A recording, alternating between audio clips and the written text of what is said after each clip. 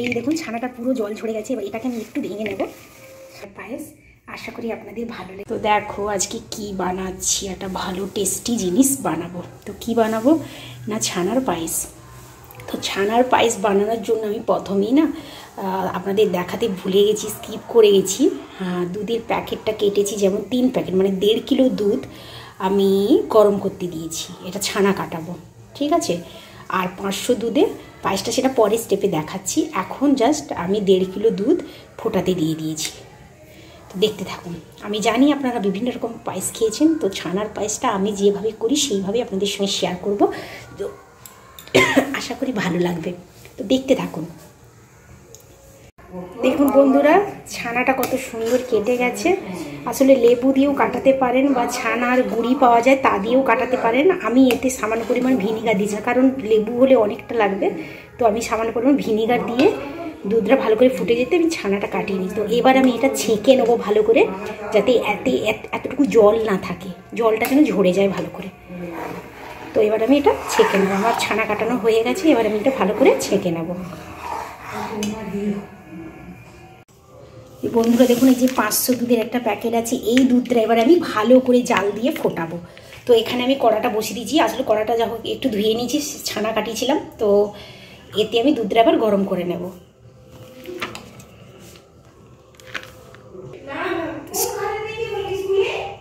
দেখুন বন্ধুরা, দুধটা কত সুন্দর মরে মরে অল্প হয়ে গেছে। তো আরও দুধটা মারবো। তো এরপর আমি দিয়ে দেবো সামান্য পরিমাণে স্বাদ মতো চিনি, আর দিয়ে দেবো এলাচ গুঁড়ো। আপনারা চাইলে এখানে গুঁড়ো দুধও ব্যবহার করতে পারেন একটু ঘন করার জন্য, কিন্তু আমি এখানে গুঁড়ো দুধ ব্যবহার করব না, দুধটাকে আরও আমি ঘন করব।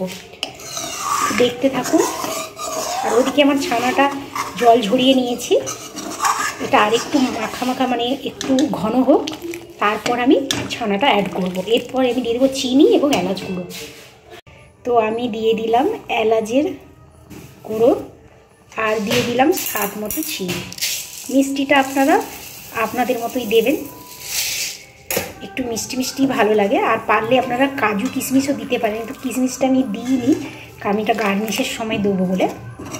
আপনারা চাইলে এতে কাজু কিশমিশও ব্যবহার করতে পারেন। তো দুধটা আমার অনেকটাই ঘন হয়ে গেছে। তো এবার আমি ছানাগুলো অ্যাড করব।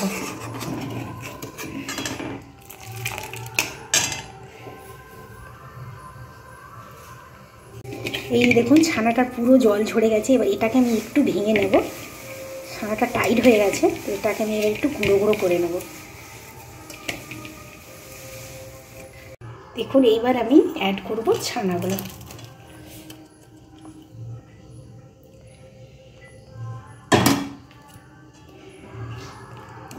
এবার এটাকে একটুক্ষণ ফোটাতে হবে এবং নাড়তে হবে, কারণ আর একটু ঘন ঘন হবে, এটাকে ভালো করে নাড়তে হবে। দেখুন কত সুন্দর হয়েছে, খেতেও দারুণ টেস্টি লাগে বন্ধুরা। গরম গরম রুটির সাথে দারুণ লাগে।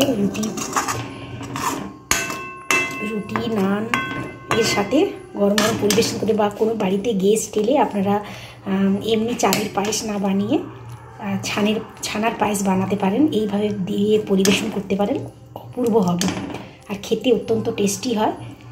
আশা করি আপনাদের এই রেসিপিটা ভালো লাগবে। আর ভালো লাগলে প্লিজ আমার ভিডিওতে একটা লাইক করে দেবেন। আর যারা নতুন আছেন প্লিজ আমার চ্যানেলটাকে সাবস্ক্রাইব করে বেল আইকনটা অন করে দেবেন, যখনই নোটিফিকেশান দেবো আপনাদের কাছে চলে যাবে, তো পেয়ে যাবেন আপনারা। তো প্লিজ পাশে থাকবেন, সাথে থাকবেন, আর কেমন হয়েছে প্লিজ কমেন্ট করে জানাবেন।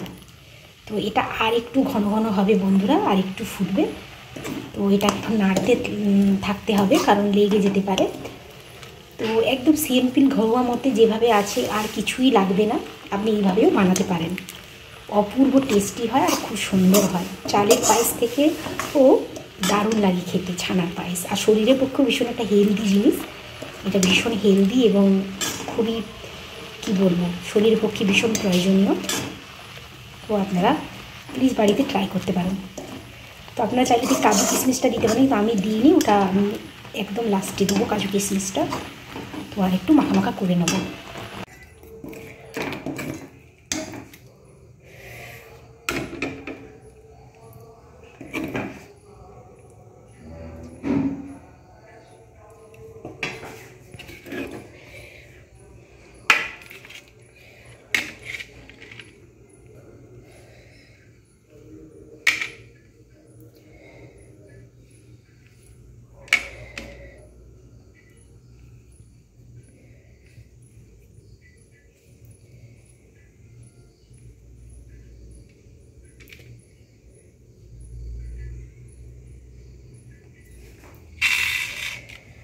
তো আমার রেডি ছানার পায়েস। আশা করি আপনাদের ভালো লেগেছে। প্লিজ কেমন হয়েছে প্লিজ কমেন্ট করে জানাবেন প্লিজ। আর ভালো লাগলে প্লিজ আমার পাশে থাকবেন, সাথে থাকবেন, আমাকে সাপোর্ট করবেন। আর যে যেখান দিয়ে দেখছেন সবাইকে অনেক অনেক ভালোবাসা। আর এতক্ষণ ভিডিওটা ওয়াচ করার জন্য সবাইকে ধন্যবাদ, অনেক অনেক ধন্যবাদ। ভালো থাকবেন, সুস্থ থাকবেন। দেখা হচ্ছে নতুন আবার একটা ব্লগে। তো আজকের মতো টাটা। কেমন হলো প্লিজ জানাবেন।